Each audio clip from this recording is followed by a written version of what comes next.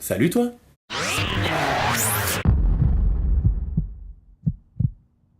Salut à toi, jeune baroudeur d'internet. Sache que tu es terriblement incroyable.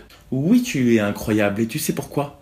Parce qu'en ce moment même, au moment où tu regardes cette petite vidéo, 1 milliard de phénomènes se passent au même moment dans ton corps. Alors oui, bon, t'es incroyable, mais calme-toi, on redescend d'un étage parce que tu es aussi extrêmement chiant. Pour toi, la situation là est extrêmement simple. Tu es assis sur ta chaise ou allongé sur ton lit, t'es bien, t'es tranquille, mais pourquoi t'es bien et t'es tranquille? Tout ça est créé par un ensemble de mécanismes.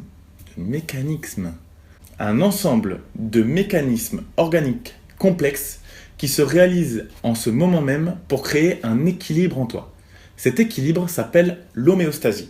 Boum, premier mot compliqué, mais vous inquiétez pas, on va expliquer tout ça. L'homéostasie, c'est quoi? C'est le processus de régulation par lequel l'organisme maintient les différentes constantes du milieu intérieur, entre les limites des valeurs normales.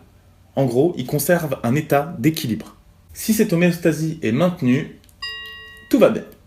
Si ça va pas, ton état physique se dégrade.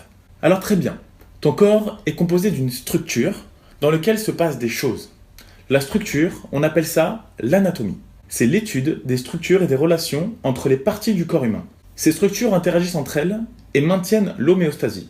On appelle ça la physiologie. C'est simplement l'étude de la façon dont les parties du corps humain fonctionnent entre elles en maintenant un équilibre. L'anatomie parle de ce que votre corps est, la physiologie parle de ce qu'il fait. Vous l'aurez compris que dans un monde aussi complexe, il faut adapter son langage. L'anatomie nécessite des termes très précis pour se faire comprendre correctement. Vous n'allez pas voir un collègue à vous en disant, tu sais, genre l'os rond là, et là par là, tu sais, genre juste au-dessus, je me le suis cassé un peu. Non, non, non, non, non, non, non. Pour que tout le monde parle bien de la même chose, il a fallu adapter une position de référence, qu'on appelle la position anatomique de référence.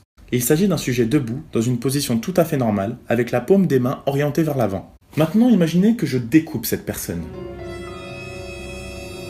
Dans une description anatomique, il existe 3 sortes de plans. Tout d'abord, le plan sagittal. Il va découper un corps ou un organe verticalement en 2 parties, gauche et droite. Ensuite, nous avons le plan frontal. De la même façon, il va découper un corps ou un organe verticalement en une partie avant et arrière. Et enfin, un plan horizontal qui va découper un corps ou un organe en 2 en une partie haute et basse.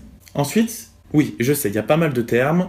Rassurez-vous, vous allez vite vous familiariser avec. Donc je disais, ensuite, on n'utilise pas les termes avant, arrière, bas, haut, en dessous, en dessus. Pour ce qui est de avant, on va utiliser antérieur. Pour ce qui est de arrière, on va utiliser postérieur. Pour ce qui est de en haut ou au-dessus, on va utiliser crânial ou supérieur. Pour ce qui est de en bas ou en dessous, on va utiliser caudal ou inférieur. Inférieur.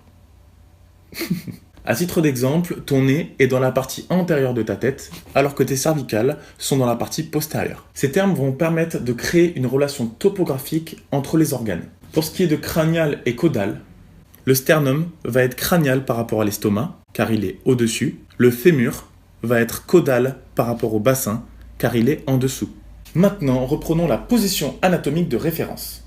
Tirons un axe vertical au milieu de ce corps. Lors d'une description, les parties se rapprochant de cet axe vont être qualifiées de médiales, les parties les plus éloignées vont être qualifiées de latérales. Prenons l'exemple de ma main. Mettons-la dans la position anatomique de référence. Je vous mets l'axe médian pour que vous voyez où il est. Le bord du côté de l'auriculaire de ma main va être qualifié de médial, car il est le plus proche de l'axe médian. L'autre côté sera appelé le bord latéral.